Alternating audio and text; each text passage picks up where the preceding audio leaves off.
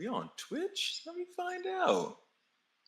Listen, they are having a big debate. I'm serious. I seen on your page, Torre, about your curls. I know I keep bringing it up, but it's two things. It's your age and your curls.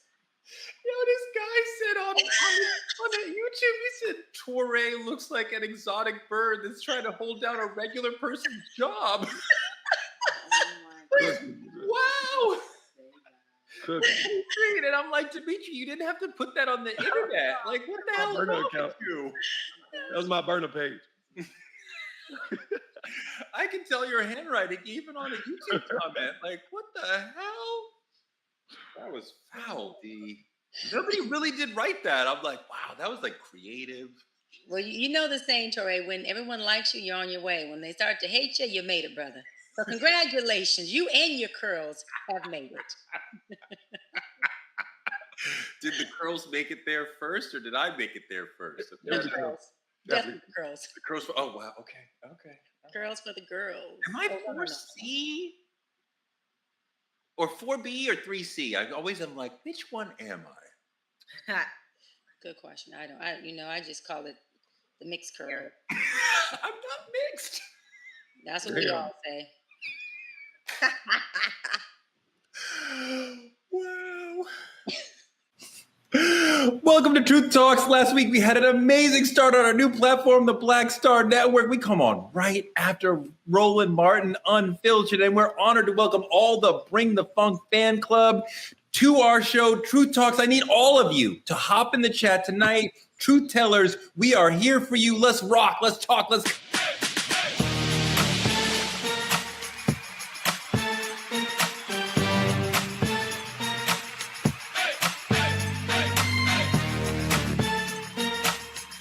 Are y'all ready to roll? Let's go. Truth Talks is back with undiluted, unapologetic, blackity black, don't crack truth telling, the show that asks the tough questions and answers them like friends in a bar. Please give a warm welcome to the next generation wise man, Dimitri Wiley. I hear y'all. I appreciate you.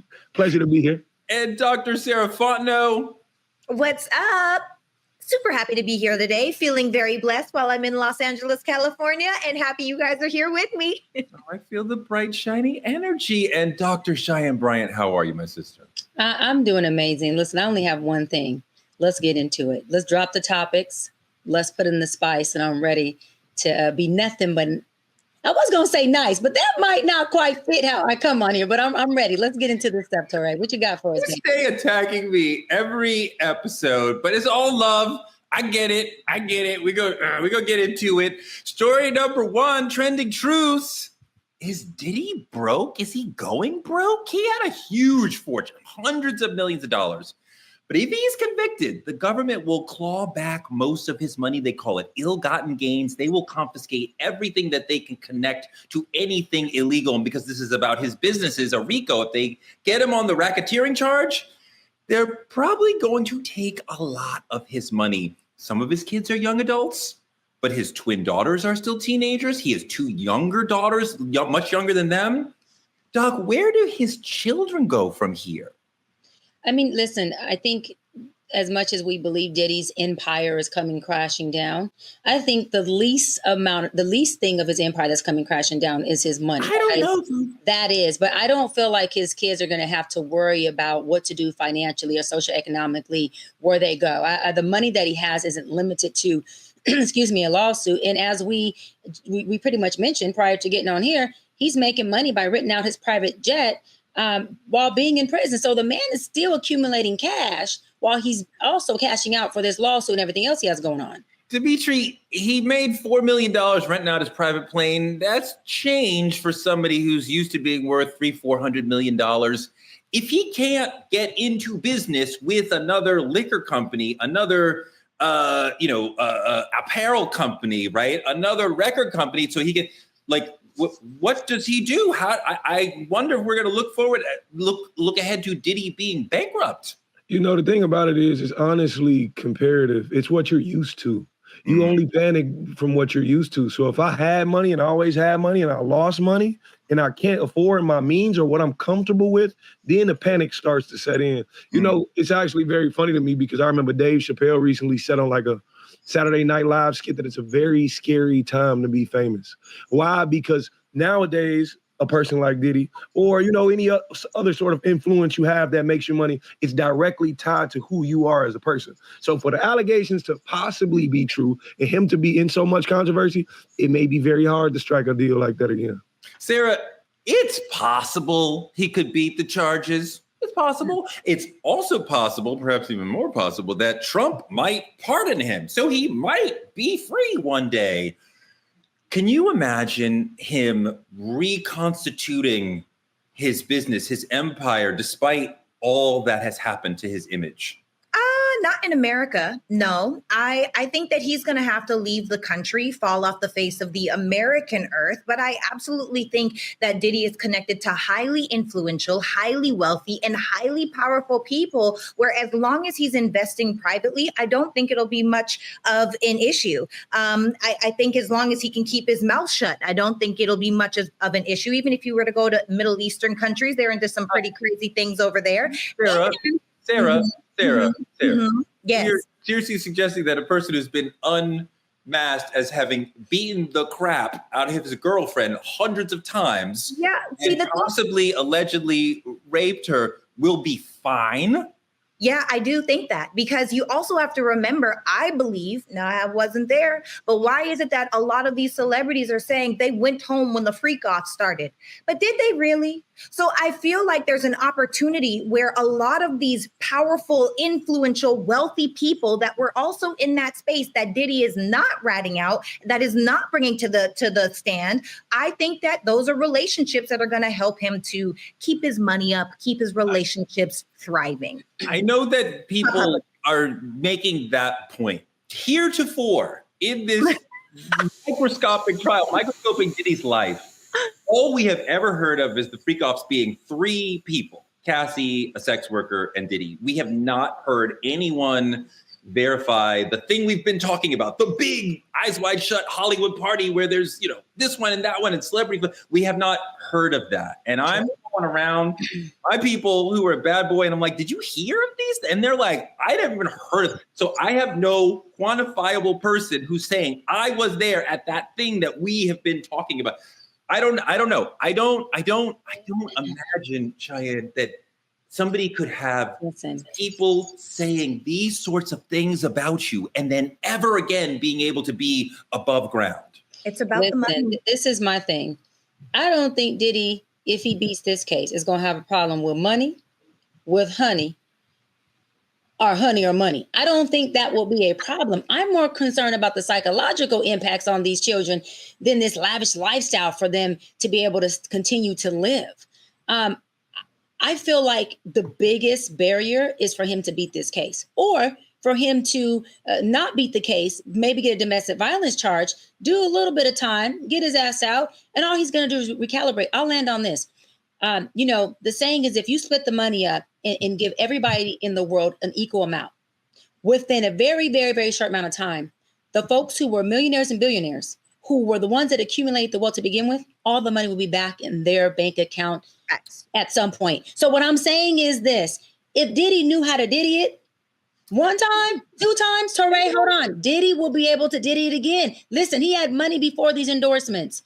Diddy been hustling from the streets of New York before any of these record deals. Of course, it's a different time. I don't see a man who done what he's done, get out of jail, beat this case, and then say, I'm broke. Come on, let's be realistic, y'all. That's not going to happen. I mean, I'm not sure how you could walk away with your reputation so in tatters and then find major partners to work with you so you could make that big money again. But you have to remember, let me move on. Hold on. I am dying to get to the next story because I love this story. It is probably my favorite story of the year so far. The largest antebellum plantation in history burned to the ground this year. The Nottoway Plantation, a museum and event venue, massive fire.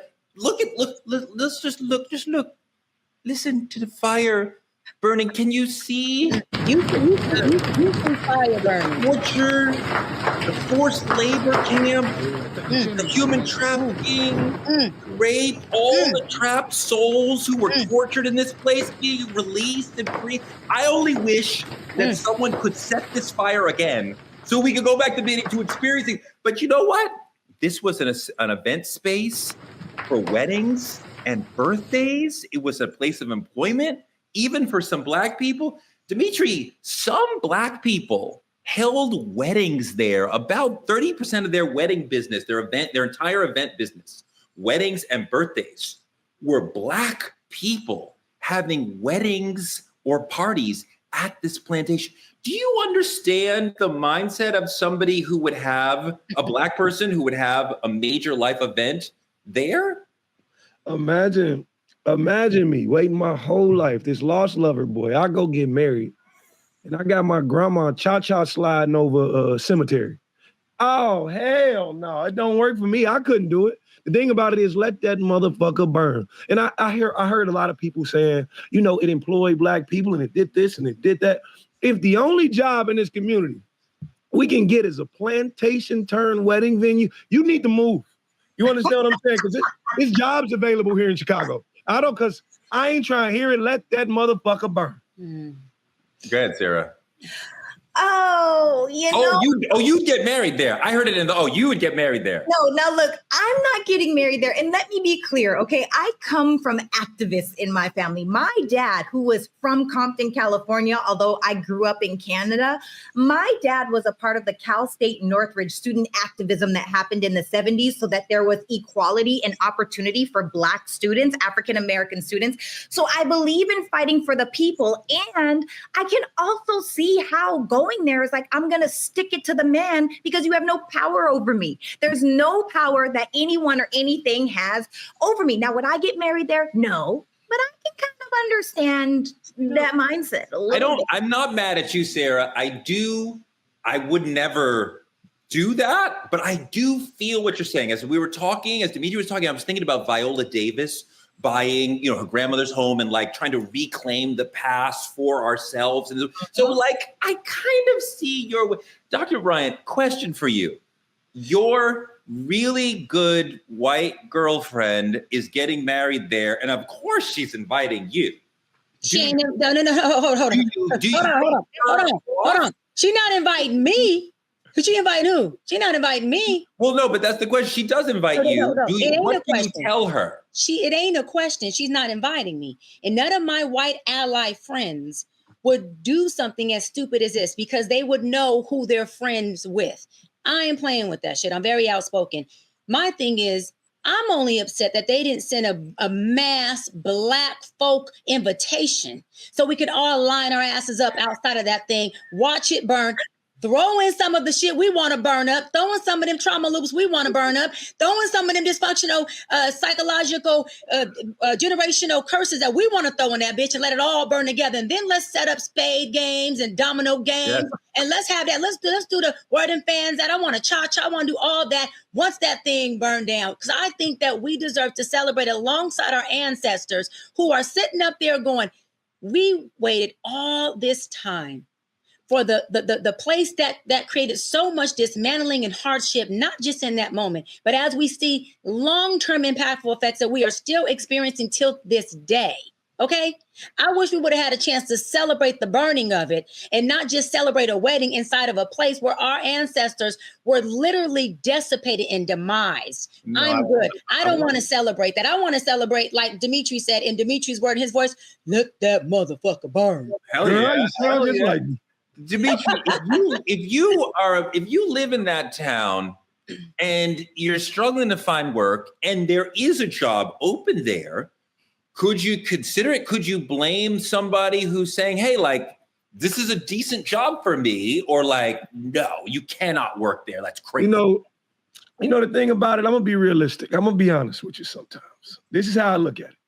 Somebody was having a debate. They was like, I would pick cotton if they paid $1 million an hour, $100 an hour. Because there's a lot of people doing a lot for a lot less. Me, I'm a man of principle. I can't do it. Me, no. I'd actually, if I lived in that town, I'd actually been in jail for like arsony because I'd have burned the motherfucker a long time ago. That's just me though. Right. I've been there with you. I've been there with you. But Sarah, Sarah, I would rather die of a headache than get a bit of cotton out of a aspirin bottle. So that's me. but don't you feel like, the ancestors are there with you on your special day? Okay, all jokes aside. And whoa, they can be there with you in other ways. My God. Wow.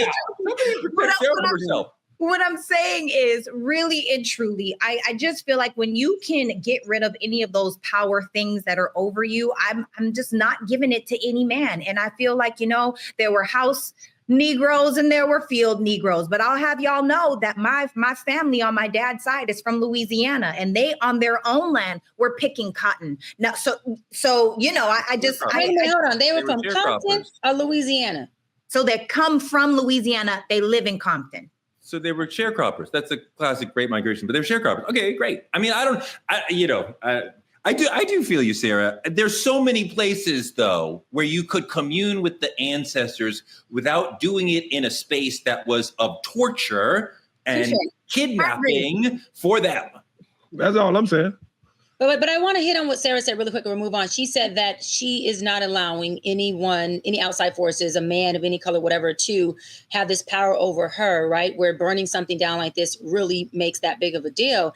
And I hear that, but I want to add that burning down something that meant nothing but negative, that represented so much of a impoverished, of an oppressed a time for us. And we, again, drive by it. We see it. People are celebrating at it. That is a secondary trauma. That does create now to that trauma loop we talked about in one of our episodes. And so burning down that actually does release a lot of power to us. And it actually does help us see the power we do have in this country for all the work that our advocacy and our freedom fighters have put in. These motherfuckers understand that there came a day that our ancestors didn't think these type of buildings and plantations would be burned down and destroyed. Yeah. And the power is we as a people and our allies have worked so hard that they burning stuff down so we don't have to live in the secondary trauma. So we don't have to drive past that and say, damn, you know what? I wonder how it felt when they were picking cotton. I wonder how it felt when our ancestors were in slavery. Guess what?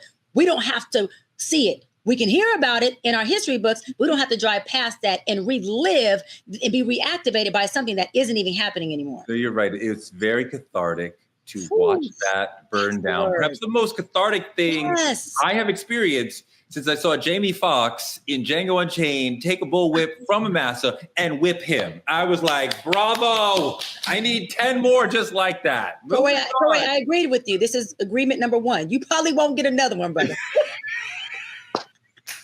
Okay, well, the audience at home can follow along as you wish. Today in politicking, really important segment, racist memes shared by a couple of Navy SEALs have prompted disciplinary action. 2 Navy SEALs sharing racist memes aimed at one black sailor who's out there with them, doing all the stuff with them, fighting, running, all the pain that they're going through, he's going through too, but they are creating these racist memes about him looking like a slave, like other things, like denigrating him, even though he's going through the same. But Dimitri, at some point, the black member of this SEAL team will be asked, go do something. And in these moments, you got to trust the other people with you. Do they have your back? Are they with you? If somebody shoots at you, will they be thinking about you first? Whatever, all the things that you have to do for the brothers and sisters in your platoon. How do you do that as a black SEAL when you know that other people in your, even if they were punished, that's what you think, that's what they would do? You know, the thing about it is, when I worked, let's just say a normal 9 to 5, it's hard to trust the people that ain't got my life on the line.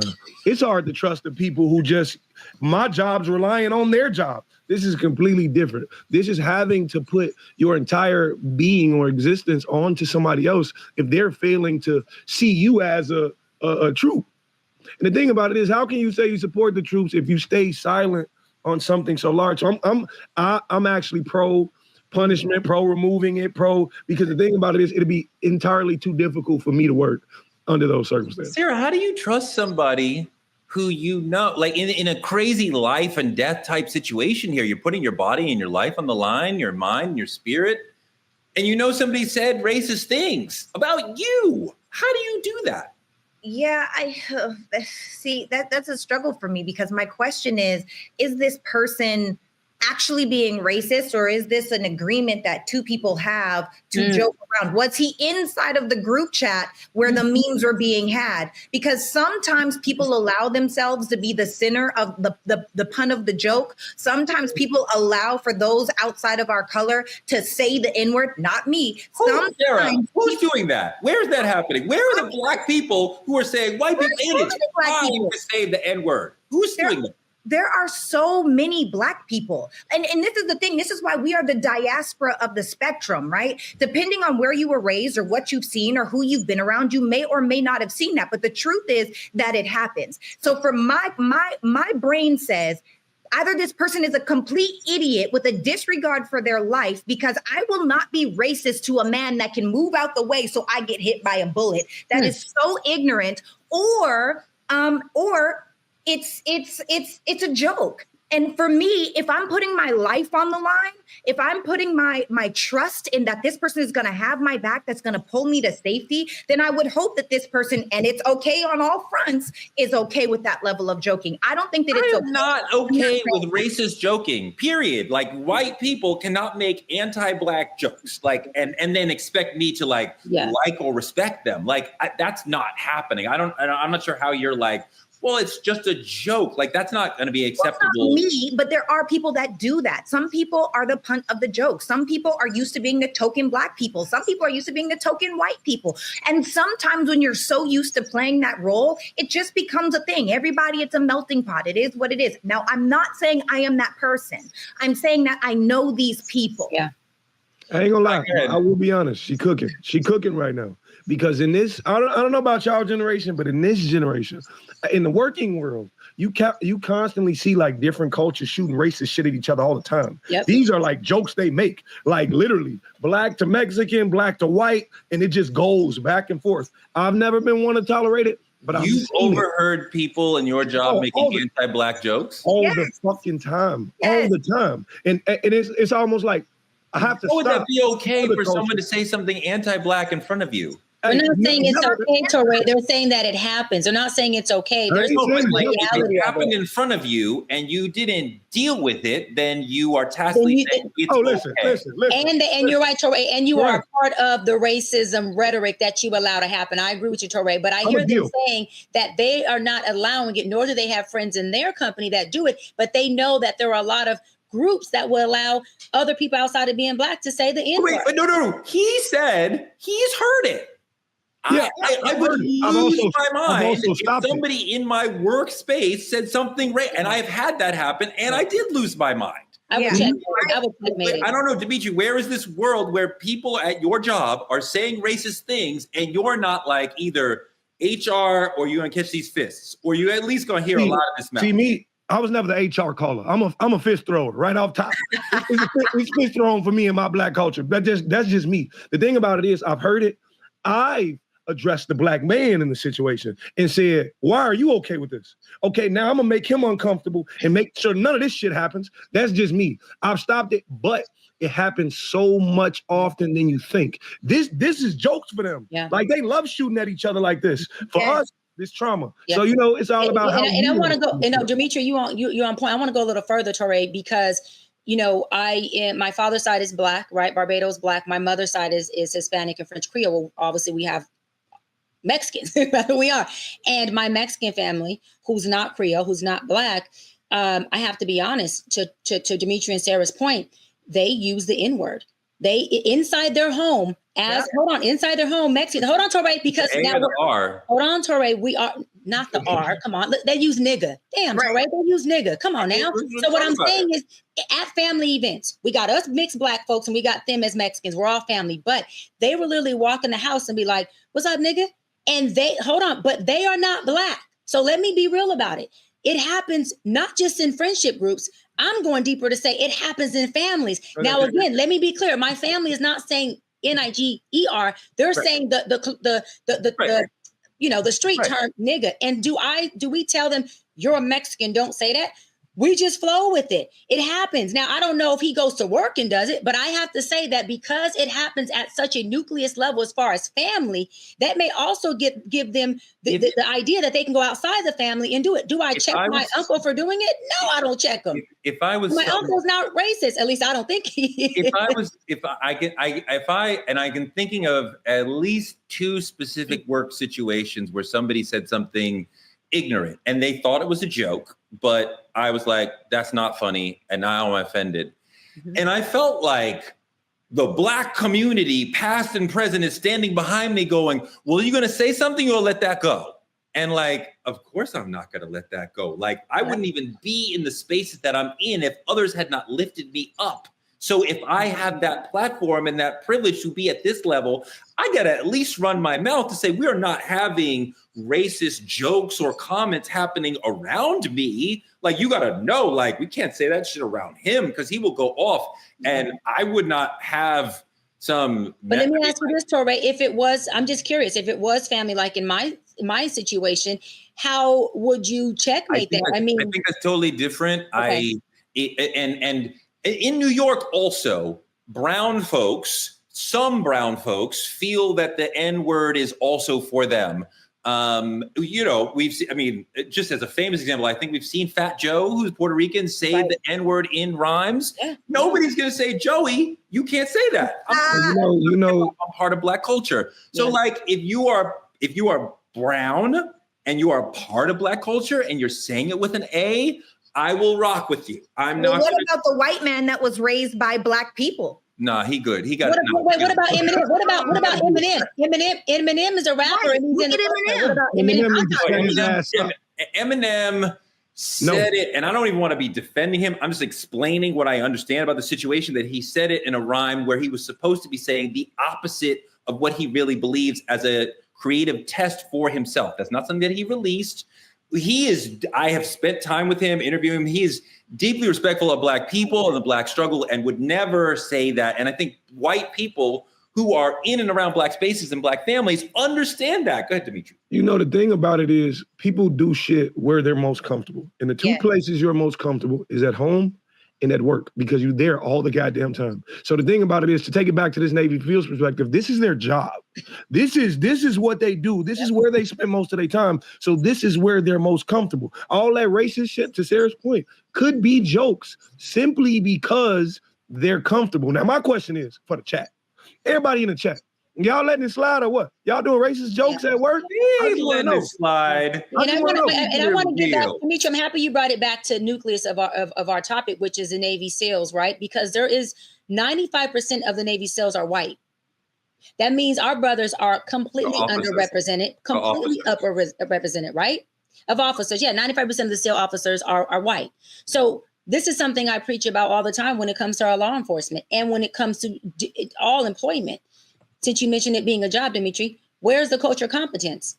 Because if you are outnumbered and these people don't have competence on your culture, nor do they have competence on your people, and they don't have family members that look like you, they don't have neighborhoods that look like you, and you are their first exposure and experience to someone being Black, that is a huge deficit and can be extremely dangerous for all Black people being in a 95 percentile of an environment of all white Navy SEALs. That's a problem. Also work in environments where there are generally not guns and people who want to fight.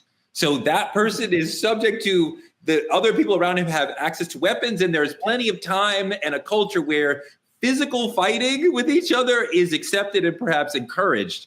Yeah. So I feel bad. I feel bad for the brother. He's definitely got a long road to deal with finding trust in an environment where people are spreading these sort of things.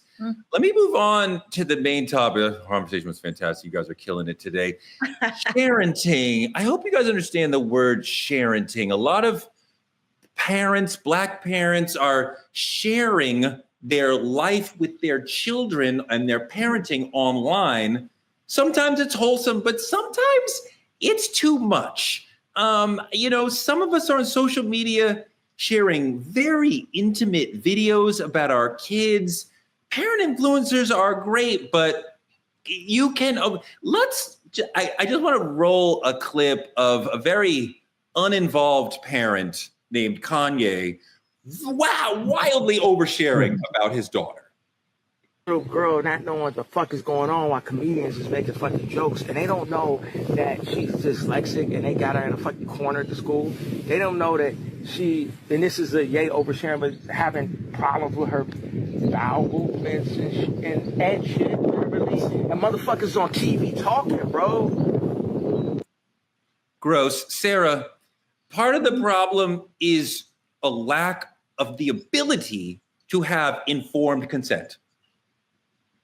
Yeah, I absolutely agree with you. When I look at informed consent, so first of all, let's talk about what that is, right? So it's a process where a healthcare provider, like a doctor, explains a medical procedure or treatment to a patient, allowing the patient to understand the risks, the benefits, and alternatives before making a decision. A key component to the consent is competency. Right? The patient or child must be competent to make the decision, meaning they are capable of understanding the information and making a reasonable choice. And so for me, because we live in this attention epidemic where people would much rather have attention rather than respect, when people are relying on the likes and the comments and the views that they get on their videos for peace and happiness and joy inside of their life, we are absolutely derailing our children and also setting them up for failure. Because now you have little kids that feel like they're not as popular if they're not being overshared, not understanding the detriment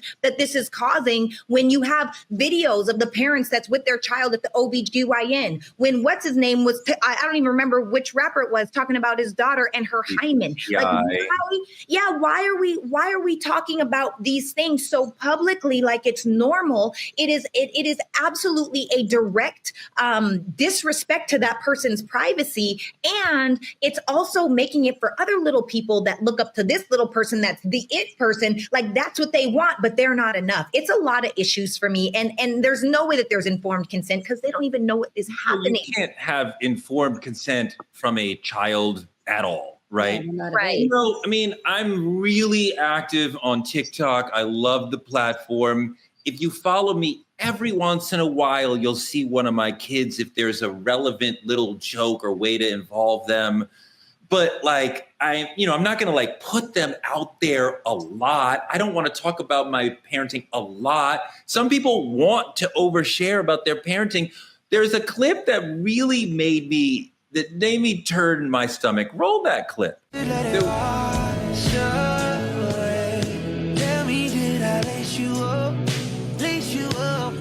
This is definitely problematic. It's way too grown in these videos. The looks are not appropriate. This is, we're going to get into kid influencers later, but just like as a parent, Dimitri, when we're oversharing our children like this, like a whole video just showing her in different looks, this seems to me to be oversharing. You know, for me, I guess you can call me a social media dad. I have a 5-year-old son. His name's Logan. Most of my platform kind of knows who he is. But the thing about what I share versus what's different than a lot of other people, I don't give my son's intimate moments away. I don't deprive him of privacy. I think the thing about it is that's very important. Just the other day, I was sharing how I use the old string around a tooth, close the door, rip the tooth out thing. And yes, he loved it. It was his idea, by the way. It's all his idea. He got up one day and he was like, I want to rip my tooth out. Okay, cool. But the thing about it is the tooth fairy came, put some money under his pillow. He loved it. Those are the moments I'm sharing online. And the thing about it is he did the elf on the shelf. He did this, he did that. You know, a lot of times I find, now that I'm actually diving into the thought of it, I don't have a partner. Right? There's nobody for me to share my excitement on this category with. Interesting. The world is living it with me. Yeah. It's a beautiful thing to where people can see the joy in my son, but when it becomes sharing doctor information, when it becomes sharing school grades and all of these other things, you're depriving that child of an opportunity of privacy. Well, let me show this clip about beating children that is supposed to be funny, but this turns my stomach. I want to see this. Headphones. Not me. ISIS, I don't know which one of y'all did it. This belt don't know who to hit. I'm finna get all y'all. Lacey, tell him. Theo, tell him. Daddy, please don't talk. Alright, I ain't gonna pop you. Yes. I'm finna beat you. Turn around.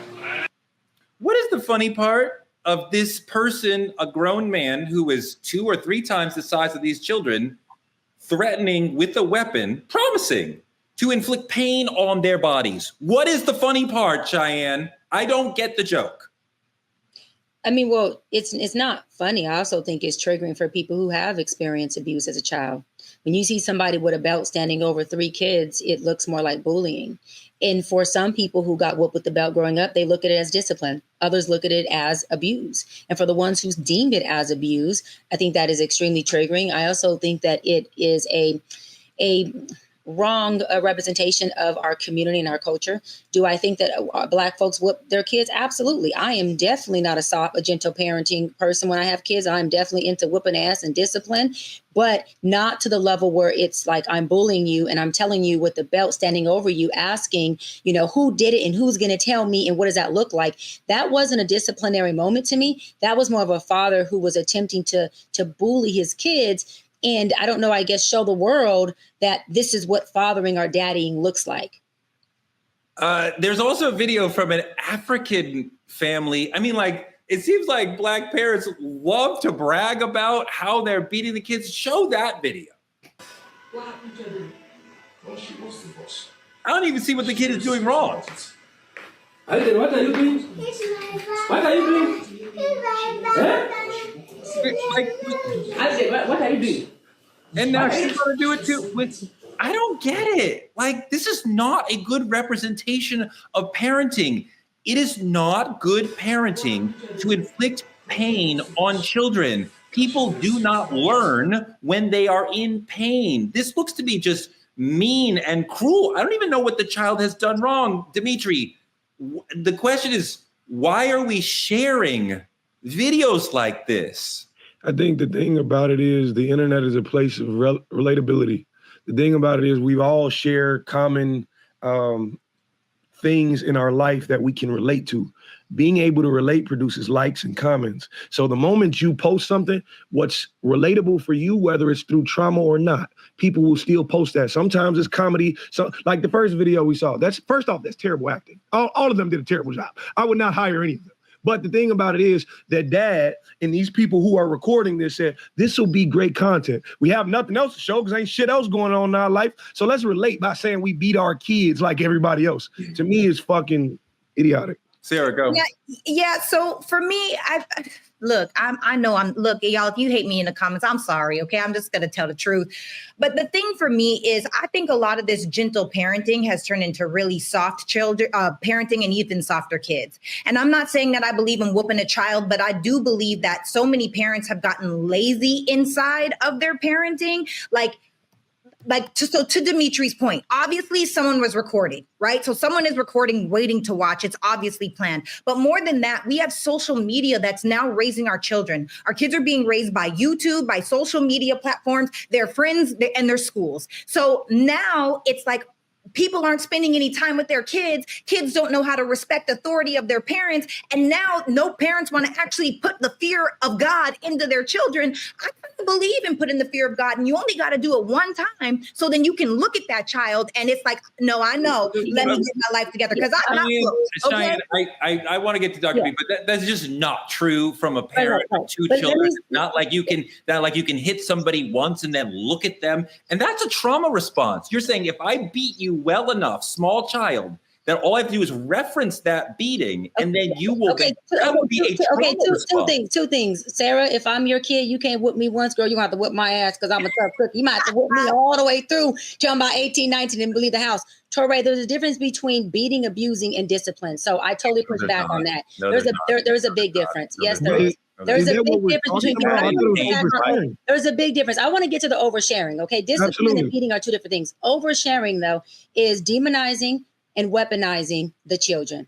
And it is also parents over sexualizing their own kids. Yes. What I believe needs to happen in households or in blended families where you're co-parenting, because it's very hard to have these rules of engagements when they're in two different households. And it's very hard for, let's just say, Kim to control what Kanye says, well, Kanye in general, but let's just do anyone when they're not together, they're co-parenting. What I believe needs to happen is there needs to be a co-parent NDA that says these are the non-disclosable agreements that we agree as two parents cannot be disclosed about our kids, even if I'm not in the room to set boundaries with you. As a mother, you cannot have my daughter on social media doing X, Y, and Z. As a father, you cannot put a video of my daughter at the pediatrician or of our teenage daughter getting a pap smear at the OBGYN.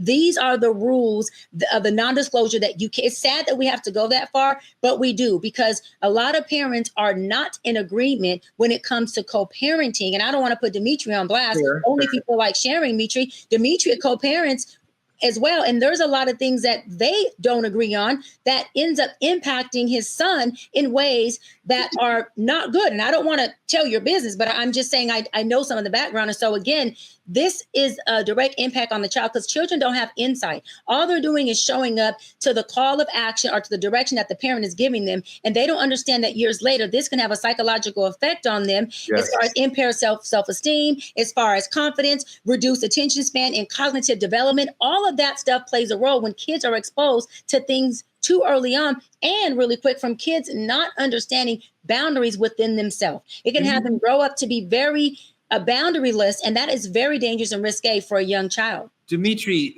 when you think about oversharing, you're online, you're consuming parent influencers, good and bad. How does that impact even your approach to parenting? Are you learning anything you do or don't want to do from the oversharing that we see? You know, it's crazy. And this is 100% fact. I've never taken parental advice from anything going online. Ever. I learned from what I seen. I learned from what I did not see. I've never listened to a video of someone saying, the only thing I've ever taken online was fun things to do with my son. Ever. Like when the Elf on the Shelf shit was happening and they had all these ideas, cool. But I will not allow somebody I don't know to have that much impact on how I'm raising my own household. Hold on. I have definitely seen, let's say, brothers online who are parent influencers, and they're showing how patient they were. There's one brother I like, Belief in Family. It's a great brother. And he's showing how patient he is. And he shares a lot. So you could argue overshare, but I'm like, you are reminding me to be super patient with the children and meet them on their time, not on my timeline. And he's not advising me, but I'm just seeing good parenting and going, yep, I need to take right. And like, can we not learn something from some of the sharing? Absolutely. But you don't need that child's medical history to do so. At all. Of course. Absolutely. You can be inspired. And I think that's why I tend to lean toward that side of parenting myself. I was told by the people who support me and love me and look at me. Some young lady told me, she said, to watch you parent your son and the relationship you two have is inspiring. And it also makes me feel as though I can be okay knowing there are parents out here because my child's father doesn't want to be active. Now, it was actually a beautiful The other side of parents oversharing online is kids who very much want to be online, perhaps even more than their parents want them to be. We have kid-fluencers all over the place, some of them doing incredibly well. Of course, the white ones are doing better than the black ones, but here we are. Some of them are getting thousands of dollars for a post. Some of them are getting millions a year. 13-year-old Ryan's World, 30 million a year. There's also this beautiful child, Samia Ali. Her parents started her as an influencer when she was like 4. She could not consent at 4. She could not be informed about anything. She doesn't even know what's on her plate in front of her, much less to consent to being part of a video that will be seen by millions of people. Now she's like 10. I want to know from you guys. Sarah, you start. You have a child who wants to be on the internet, wants to be making videos, get ready with me, unboxing, whatever it might be. The content she or he wants to make is appropriate. But are you comfortable with them basically having a job on the internet as a 10-year-old person? I love that. Let's actually take a look at Samia, the 10-year-old little girl kidfluencer first, and then I'd love to share my response. Welcome back to Samia's Life, and today I'm going to be showing you guys what I got for Christmas. The first thing that I got are these Adidas Sambas. I literally love them so much. Look at these beauty. Like, I love this so much. I love the brown. I have the like original white ones, but this is so cute. I knew you would love them. Yes. I feel like my mom knows exactly what I love. So this is the first thing I got. Look at this. It's giving tennis girl. And it comes with a matching top, guys. I love the purple, like lavender right I now. love the color. My lips are dry. Haley Bieber, if you're watching this, I love you. Vote. Oh. Sarah? Ooh, sheesh. Okay, so for me, the thing that I am really feeling when I watch this video, and I have to check myself, is am I addicted to my phone? Like sometimes, have you guys ever gone on Instagram, looked at your notifications, put your phone down and found yourself 5 seconds later or 10 seconds later picking up your phone, going back to Instagram after I just closed the app and I'm sure nothing is new? If you guys can relate to that, please let me know in the chats if you've ever done that. And so with kid influencers, if it's addicting for adults, it's probably even more addicting for the children. So would I let my child be a child influencer? Absolutely. I love the idea of let's make money doing what you love. You found a place to bring the child is addicted to social media, so it's okay? No. Oh, sorry. I didn't mean to say if she's addicted. I meant to say if she enjoys it, but I don't want her to get addicted to it. I don't want her to get addicted to the dopamine hits. I don't want her to get, because there becomes a chemical imbalance. It can cause depression. So many different things can happen when we are addicted to social media. But you are comfortable with your child being a social media figure.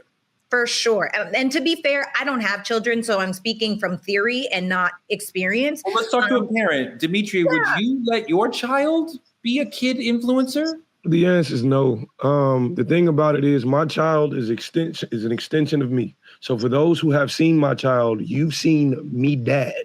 You have not seen my child. You cannot tell me things about my child. So the thing about it is this. I'm okay with my child having influence through me, but you cannot be an influencer. My son has his own brand that stemmed from mine. Why? Because I was putting on my Lost Lover Boy hoodie. Make sure y'all grab y'all's. I got you. And he said, Dad, I want a hoodie too. I can't fit it. So I said, okay, I'm gonna come up with something just for you. He came out with Little Lover Boy. That's his brand, his hoodie. Every time I get on TikTok Live and he's with me, he be like, let me go put my merch on. But the thing about it is, what social media does to the mind, I don't think people understand. My mama be under these videos fighting with people in the comment section because she can't take the negativity. So you think I'm going to allow a child to have to bring this on full time? You're a child. You don't have to work. I fund your life. The Tooth Fairy just gave you some money. You'll be okay. So for me, it's a no. It's a hard no. Let me show a video of a very controversial kid influencer situation with Miss Shirley. To see about yourself and your kids. That ain't got nothing to do with me. I applaud you. Do that. Do whatever you got to do for your kids. But I do shit the right way. I do it the right way. Y'all motherfuckers did everything but motherfucking died. That's why your ass miserable as fuck right now. Motherfuckers inboxing me talking about something. Well, we gonna write a petition to get Miss Shirley banned. Damn, Miss Shirley got y'all in an uproar like that. Miss Shirley is the #1 person over the whole internet right now. And it's because of you motherfuckers. Y'all the one making it. Y'all doing that for her. I accept the good and the bad. This is the mother. It come with it. I accept the good and the bad. Of Miss Shirley, a 4-year-old kid influencer who you can see dancing sweetly, lovely, but she is very, very young. And some people have called CPS shy to say this seems to be too much for them. Are you comfortable with this? Are you comfortable with your future children being kid influencers when they're like 4, 5, 6 years old? So when I first started being a marriage, family, child therapist, I worked with court order CPS and DCFS kids and families. This is not a CPS call. This can be a strong opinionated audience that says, hey, this young girl is too young to be doing an OnlyFans dance, because OnlyFans dance makes it to where you have to pop your little butt and do this little movement. Would I let my daughter do that on national TV? Absolutely not. I would have boundary conversations that says, baby, when you and mommy doing it in the house, we can pop and do these things, but there's also still a way that you do it. And the way that you do it is in a more of a kid way. And this is what it looks like. But let me go further, because this is a parenting issue. If I'm doing my OnlyFans dance with little Cheyenne, who's watching her mama, who every little girl wants to be like her mama, little boy like their daddy, and I'm popping it and dropping it like it's hot, and this is how she's learning how to do her dances and how to be, a fancy pantsy, then I have to look at myself and say, what am I exposing my baby to? And then secondary, I have to say, well, babe, this is the way that you do it, even if you see someone else doing it. It goes back to what Sarah said about the gentle parenting thing and parents just being lazy as fuck, because parents are no longer having conversations with their kids to explain to them boundaries, or to take the initiative to have awareness of what they are doing themselves, that their children are exposed to and that they're observing, because learned behavior is real. And little girls learn how to be little girls, and little boys learn how to be little boys, or they learn how to be respectful adolescents and adults. Those are two different experiences. I keep hearing some generalizations about parents are lazy.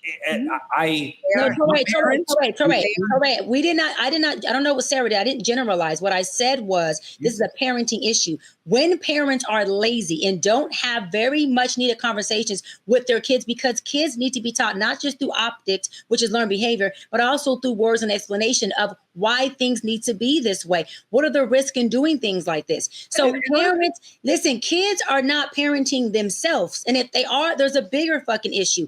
Parents are there to parent, to guide, and to teach. If you don't have the time to do so, you got to find a way to, or you shouldn't have became a parent, because parenting is one of the biggest investments you will make besides yourself. Miss Shirley was on Jennifer Hudson's show. Mm-hmm. And she's twerking at 4 years old. Mm-hmm. And the audience is going nuts and applauding loudly and all into her. And beyond that, others, some in good faith, some in bad faith, right? Some of them might have been MAGAs trying to mess up a Black woman's paper. But some of them may have generally believed this is not right, and so they're calling. It's not a CPS. And this is the mother sister's response. Roll that clip again. To see about yourself and your kids, that ain't got nothing to do with me. I applaud you. Do that. Do whatever you got to do for your kids. But I do shit the right way. I do it the right way. Y'all motherfuckers did everything but motherfucking died. That's why your ass miserable as fuck right now. Motherfuckers inboxing me talking about something. Well, we gonna write a petition to get Miss Shirley banned. Damn, Miss Shirley got y'all in an uproar like that. Miss Shirley is the number one person over the whole internet right now. And it's because of you motherfuckers. Y'all the one making it. Y'all doing that for her. Miss Shirley. I felt the good and the bad. This child is beautiful, and absolutely she is cute, and I enjoy watching her dance. Here's my issue with this level of kid influencer. She has a job. That means you have to show up for other people when they want you to. You may not want to do it. Mm-hmm. You may be asked to make compromises for the betterment of the job, so we make more profit. You may be asked to interact with adults. At times, you don't really want to.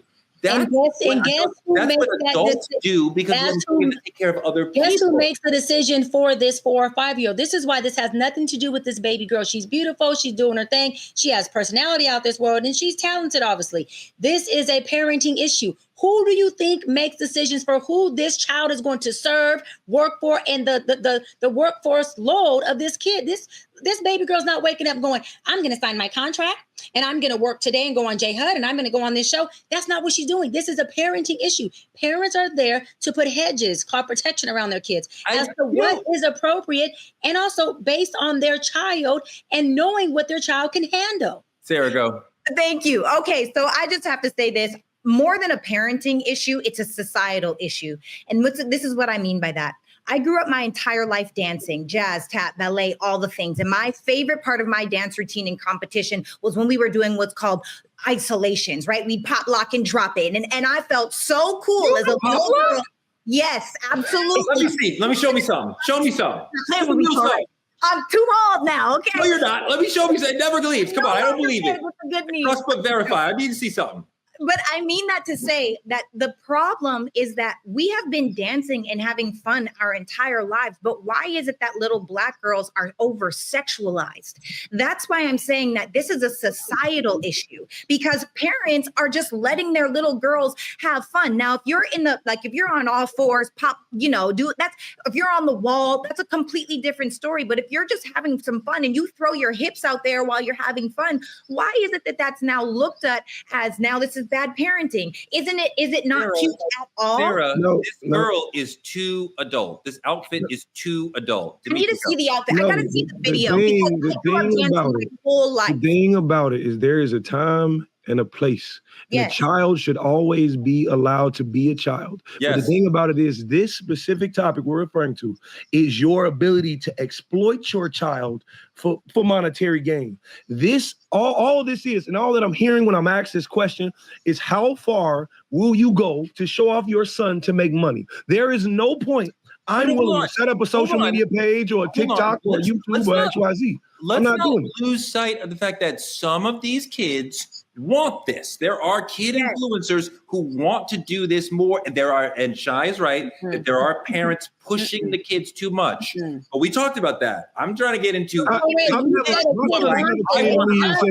does not have enough insight to want anything. You are 4 or 5 under my roof, under my rules, under my parenting, under my socioeconomic spending. You don't have to want nothing. You are going to want and do the things that are within your best interest based on the parent that you have, the 2 parents that you have.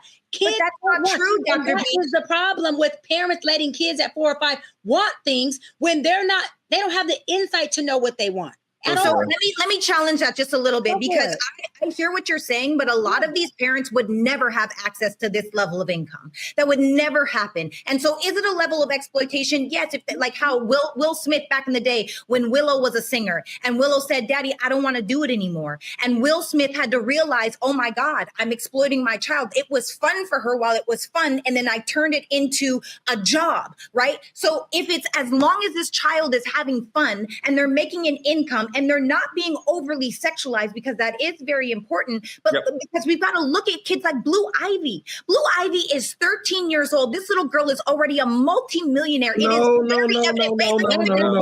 me finish. What I'm saying is Blue Ivy on that stage from the first time she went on tour to where she is now, you can tell that she's at a way higher work ethic. She loves what she does. She takes pride in what she does. No. You can't even look at Blue Ivy. Blue Ivy was set for life before she was born. You can't look at Blue Ivy. You have these people these days who have no money of their own. They're taking that money that their kids are making and spending it on their goddamn self. Well, hold on. Let me, as a person who did a lot of work in television commercials as a child, there are Jackie Coogan laws. Jackie Coogan was the first big child star in the 20th century, back in like the 20s or 30s, and they made laws where parents can only take so much of the child's income. So a lot of these children who are making money for themselves. And if you have a child who aspires to be in the performing arts, wants to be on stage, wants to sing or dance or be an actor, this can be a way of feeding what the child wants. And Shai and I fully understand you live under my roof, but that also feels to me like an old school mindset. And guess what? That's how my parents were. Hold on. That's how my parents were. Hold on. That's how my parents were. But our vibe is more like, how can we serve what you dream of? So hold on. Let me correct you. First of all, your vibe is that, mine isn't. Don't couple us. We don't coexist when it comes to our opinion about this. Second of all, you're correct. I am very traditional and old school. I got my ass whipped. and I had rules to follow and I had boundaries, and I tend to beat every statistic, and I made it out really fucking good. So I'm proud of the parenting that is called traditional parenting, where you have disciplines, you have, in Sarah's word, accountability, and there's rules and regulations of parents who have wisdom beyond yours, little kid, that can teach you things that we know and you don't know. So if you believe that kids have enough wisdom to parent you, then you keep that observation. Wisdom, Because Touré, wisdom is needed to make good decisions. You have kids out here who are adolescents who are parenting themselves and raising their younger siblings. That's not parenting. And let me go to the law you talked about. If you are that naive to think that parents are following a law that says, well, my kids make money, because I know what you're talking about. I was a kid, talent kid, goes into a bank account, and that these parents don't have access to their money, you are really wilding out and being very naive. I mean, parents access their kids' money all the time, Touré, all the time. You know, I mean, I think the notion that, as a parent, look, Touré, look at this picture. Look at this image. That's a kid who wants to put somebody else, Touré. Look at that picture. I understand that sometimes the children come to you and say, I want this. Correct. Look at that picture. Is that okay for a kid to do this? That kid wants to flip someone off? I understand that sometimes that is a parenting decision.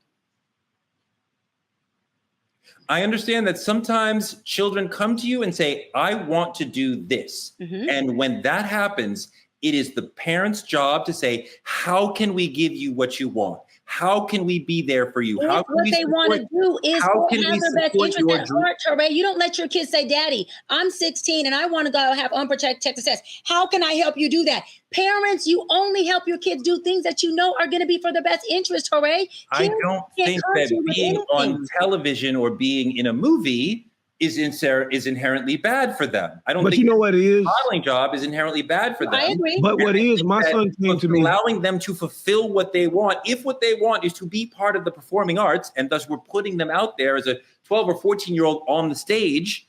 I am a parent who wants to be in service of what these kids want. I do not tell them what to do. We're like, what do you want to do? And how can we make that happen? That's the sort of parent. I agree with the things that they want to do. Again, that's in alignment with the betterment for their health, their mental health, and the things that won't deteriorate them. That's all I'm saying. In that case, you put them in a dance class or a singing class or XYZ. You do not have to exploit them on the internet. The thing about it is my son came to me and he said, Daddy, I want what Ryan got in this video. I don't know if y'all are familiar with Lil Ryan, but he got a YouTube, super successful, making a fuck ton of money. Right. Yes. Okay, baby, you want what Ryan got this video, but all of them are tax write-offs for his parents. You don't understand that all of those things you see right there, he can't even enjoy because he got to get up for his weekly shooting schedule. You don't even want to get up for school, kid. So for me to give you this thing you want in life, baby, all I can do is allow you to be a kid and give you that. You do have to deal with a lot of criticism from the internet, from other people. Beyonce talked about that a lot. Actually, you talk about Blue Ivy in the Renaissance tour movie, which actual Beehive people saw. If you didn't see it, you're not really Beehive. It's 3 hours and you got to make a commitment, but I'm not sort of committed to the Beehive. But she talked about Blue Ivy came to her and said, I want to perform on the stage with you. And she was like, no. And then she asked like 20 more times. And finally she said yes. And when they were about to go up for the first time and she saw that she was nervous, Beyonce said, I am a horrible parent. How could I put the child in this situation that you'd be nervous when she was going on stage? Because she's saying, I am putting you in an adult situation. Now, obviously it worked out for them and it's moving forward, but like, it is a tricky thing when we put the kids in adult situations. But if we give them a chance to shine and thrive, they can learn and become the performance they dream of being. Sarah, and I also just say yes. So also on top of that, everybody's like, it's like work. What do you think school is? You don't get paid for school and you don't even implement school is structured to be for the children. So why not have structure inside of what you love doing? That's what I'm saying. A lot of people, everything is convenient until we look at it a little bit different, right? The truth is, if kids are waking up every single morning and we go to school from 8 a.m. until 3:30, right? If we know that this is what school is, why not have a shooting schedule? They do this Monday through Friday. Let me finish. Then you're not in school. The kids need to be in school. Y'all let me get my point out. Okay. You need a baby for this point. You need to have a child to make this point. Listen, Dimitri, this is the point. we go to school from K to 8, or for, you know, all the things. We do K to 8, 9 to 12. In America, we go 12 years, but it's fine. Perfect. So when you go to school Monday through Friday, you go for X amount of hours every single day, right? Yeah. Yeah. What if you're actually implementing, learning about taxes, learning about financial literacy, learning how to have a job, being entrepreneurial, and that's passionately what you love? Is that wrong? As long as you have a tutor that's going to teach you the same things they teach you in school, what would be the problem? Are we doing that because we're giving the child an adult level of responsibility? You have a job and there's a director and an executive and a budget that relies on you being ready to shine when we need you to. That's I think the working part of the child is not wrong. I think the exploiting them part is what's wrong. And then not doing in the check-ins that says baby, you know. And this is why I hear you, what you're saying a little bit, Tori. I think letting them be free in being able to process who they are, getting a sense of self, and doing the things that they like, right? So they can create their own identity. I hear that. But then let's blend it. Let's do some mental health check-ins that says, baby, how are you feeling about what you're doing? Are you exhausted? Are there any things you want to do that's kid-like? Do you want, like, anytime you want to take a day off, mommy and daddy, we support you. You don't have to do it. And we want you to know that the things that are good for you, we want to do anything we can to support it. But when it gets tough, baby, you can tap out. You can talk to us. You don't have to be in this as though you're an adult, like it's a huge responsibility. If you are a child on a television show or on a movie, you know, think about Cosby Show, think about Full House, etc. It's and they try to use twins so that it's less hard on one child. Right. But sometimes you get into a situation where you can't. You can't take a break because we have a shooting schedule. We need you and you got to go. And we can't be. And I love the idea of structuring it with the freedom that you're talking about. But Sarah, you can't always do that. Tori, imagine not being able to pay your rent because your child ain't make that TikTok video you wanted them to make. Imagine that. That's wild. Also, Dimitri, but also this, because my younger child, who y'all met this morning, came to me a few years ago and said, I want to be an actor and I want to go to performing arts high school. And I said, okay, let's work on an argument that might work on your mom, because your mom's probably going to say no, but I'm trying to work with you in service of what you want.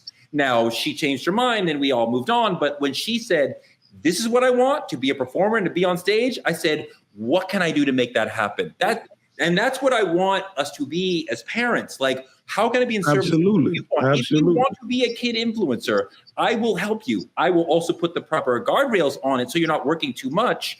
But so that you're not exploited. And as a parent, we have eyes and optics they don't have. Baby, we want you to do what you want, but we also are here to protect you and put hedges around you that you don't know you need. That's what parents are there for. They're not to have a dictatorship with their kids, but they're definitely there to protect them and let them know the risks that come with what they're doing. Baby, you take on this TV show, you're going to be working Monday through Friday, 8 hours a day. I want you to know what that looks like. And if you commit to this, baby, listen, you got to be committed to what you're committed to. Are we doing this or not? But you got to let them know the ramifications, because again, children still deserve to be kids, even if they're working. These people are still 5 or 6, 7 years old. I want to deepen this just a little bit, just to look at Miss Shirley's mom and how she is in this video and how she's balancing momager duty. I love the word momager. There's so many momagers. Right. It's a good thing and a tough thing, but let's run the video. To see about yourself and your kids. That ain't got nothing to do with me. I applaud you. Do that. Do whatever you got to do for your kids. But I do shit the right way. I do it the right way. Y'all motherfuckers did everything but motherfucking died. That's why your ass miserable as fuck right now. Motherfuckers inboxing me talking about something. Well, we gonna write a petition to get Miss Shirley banned. Damn, Miss Shirley got y'all in an uproar like that. Miss Shirley, the number one person over the whole internet right now. And it's because of you motherfuckers. Y'all the one making it. Y'all doing that for her. The thing about it is, when I look at this video like this, I see the frustration of what happens when you broadcast yourself to social media. She can't deal with it. And the thing about it is, the attention is on her child. So one day, when she's not there to take the heat of the fire, the child will have to. That's my biggest problem. And I'm not forcing my child to be in that for monetary gain. It's just not for me. She's saying she do it the right way. Baby, I don't think so. I don't know about the rest of the world. But in the comment section, let me know if you agree with me, please. Sarah, what if you had a situation where your child is paid, because some of these kid influencers are paid, to sit on an adult's lap? You comfortable with that? Gary Coleman? Like what's that even? Whoa. You mean like a stranger? Like go sit on a stranger? Sit on If you are Miss Shirley, you are famous, which means thousands and thousands of people know who you are. You don't know them. So they are strangers to you. You are not a stranger to them.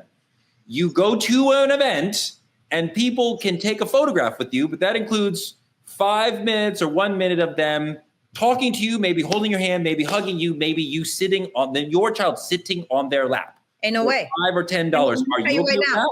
Because I am Mama Bear or I am Grizzly Bear. And y'all let me know in these comments if you agree. But I really no, Sarah, the chat is fired up, just so you know. They are going off in the chat right now. There is no way on God's green earth I'm going to allow because you can sit right beside her and take a picture. It's part of the job. No. This is how we got people on board. Look, because as a momager that knows business, this is what I'm going to put it in her contract, by the way. Because No. You can't negotiate out of this. This is the deal. That people will pay for her to sit on your lap. Their lap. Are you okay with that or not? No. Okay, there you go. And the reason why is because little black girls are over-sexualized. Little black girls are seen as objects. We're not seen as little girls. So I want to say, look, to my givers, okay? To my givers right now, I need to know, do I sound like a crazy lady or are y'all with me? Because for certain, no, Torre, I need to know, like, real talk. If that's just an opportunity for predators now too, to pose as a fan. For your daughter suddenly against it. Look who's really realized this is not a good idea. Hey, listen, Torre, I've been saying it the whole time. It's different from doing what you love. I've been saying it the whole time. The job is the job. When you give them a job, you can't say what you're going to do or what you're not going to do. Yes, the job is the job. And this is why parenting is important. Because the parents are responsible for reading the job description and the contract and saying what you're going to choose and what you're not. Yes. I would let my daughter sit on a woman's lap. I'm just going to be honest. I would not let my daughter sit on any boy or man's lap. If it's a woman and they're engaging and doing their thing, I would. I wouldn't let my son, probably, it's going to sound crazy, probably sit on anybody's lap, male or female.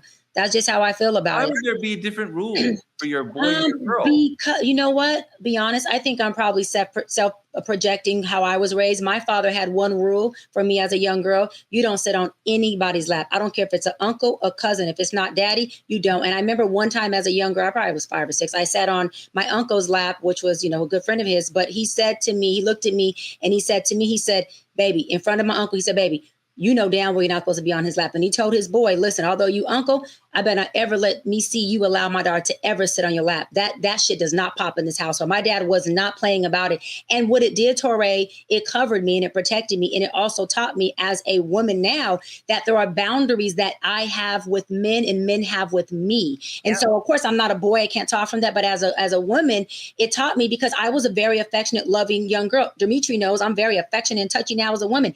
And I had to learn, don't do that. But I had a father that said, baby, you're loving, but you got to learn who you can love like that, because everyone is not taking your love as something innocent. Some people really prey on you. And that's what I meant by saying parenting is about conversations. He didn't just say, get off the lap. He explained to me that you run the risk of being exposed to predatory. That's a predatory risk. Privacy and safety risks are important. And I think before we think of money, we have to think of our babies and our kids. There's a lot of sexual abuse going on. We know that there's women who are being sexually abused as adults. Imagine young kids. We even have gymnasts that have sued at USC. They're trying not to get off, but their trainer, right, as these young college girls who was fondling and sexually abusing every one of these young girls. Yeah. Parents have to be able to parent and be all in your kids' business.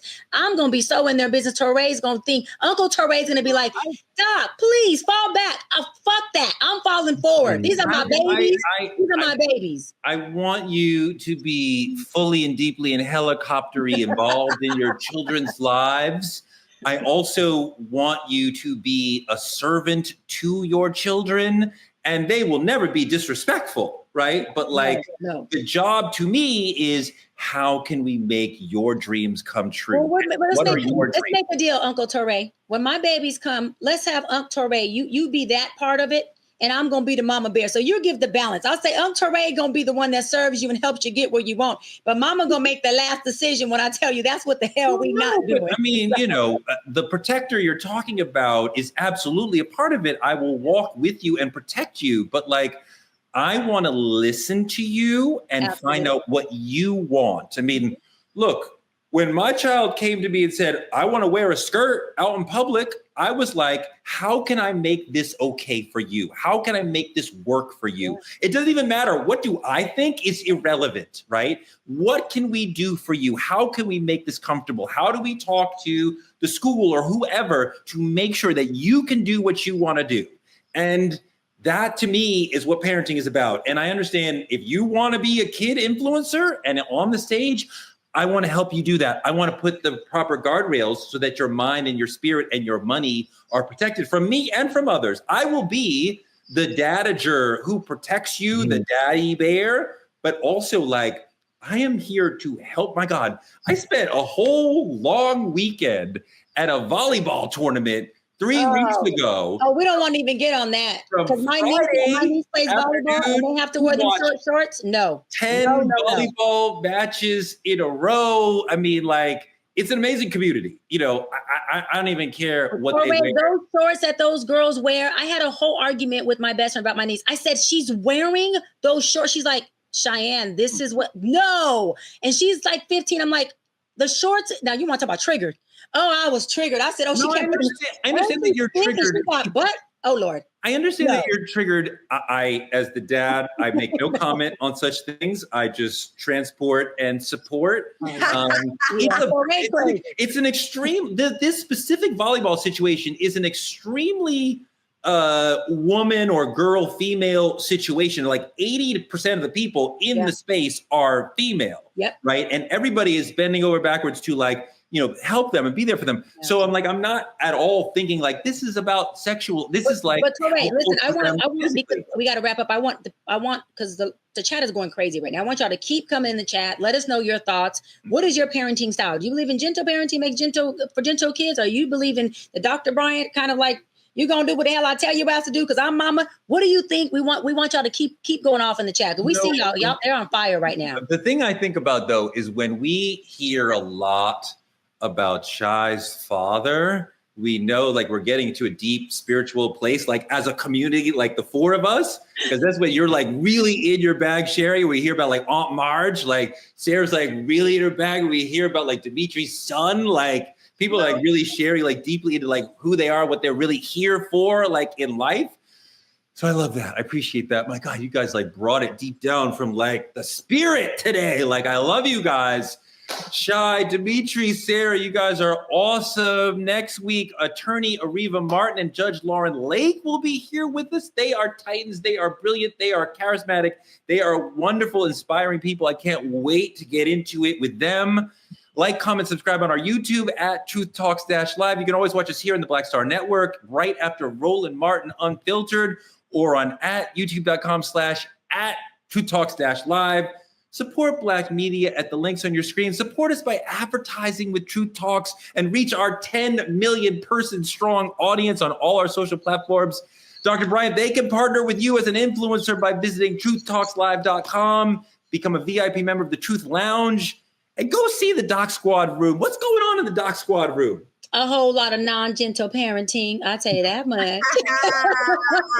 Oh, no. But gentle parents, you're welcome as well. Just don't bring your gentle ass kids. I'm just playing. I love y'all. I love y'all. I love y'all. Come to the Doc Squad. It's that one-on-one, doc engagement. I want y'all to be real in there. Bring your issues, bring your comments. Agree with me, disagree with me. You guys know how Doc does. I want to hear it all. I love y'all. And we're a community. It's a safe space there. I'm not going to tell nobody your secrets, even if you're telling your friends secrets. But I want to see y'all in there. I love my Doc Squad. Jody, we got to do an episode about gentle parenting or conscious parenting and beating the children or whatever it is that Dr. Brian is doing or will do. Soft kids, boy, I tell you. As we talk tonight, Black media is under attack, so keep supporting by telling a friend to tell a friend to watch Truth Talks, the most unapologetic Black show on the TV. Check us out every night, 8 p.m. EST, and again on the West Coast at 8 p.m. PST. We will be back tomorrow with more Truth Talks. Love you guys. Bye.